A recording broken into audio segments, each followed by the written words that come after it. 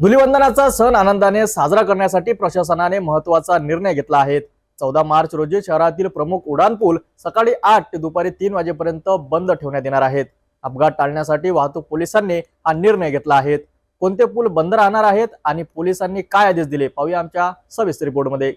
धुलीवंदन हा रंगाचा आणि आनंदाचा सण असला तरी मद्यप्राशन करून वाहन चालविल्यामुळे अपघात होण्याच्या घटना घडतात। यावर नियंत्रण मिळवण्यासाठी शहर वाहतूक पोलीस विभागाने 14 मार्च रोजी सकाळी 8 ते दुपारी 3 वाजेपर्यंत प्रमुख उड्डाणपूल बंद ठेवण्याचा निर्णय घेतला आहे।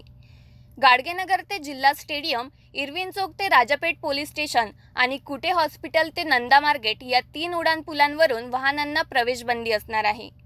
शहर पोलीस उपायुक्त मुख्यालयाच्या वतीने अधिसूचना जारी करण्यात आली असून नियम मोडणाऱ्यांवर कठोर कारवाई करण्यात येईल असा इशारा वाहतूक पोलिसांनी दिला आहे। तर धुलीवंदनाच्या उत्साहात सुरक्षतेला प्राधान्य द्या। प्रशासनाने घेतलेला हा निर्णय तुमच्या सुरक्षतेसाठी आहे। नियमांचे पालन करा आणि रंगाचा सण आनंदाने साजरा करा। अशाच महत्त्वाच्या बातम्यांसाठी पाहत रहा सिटी न्यूज।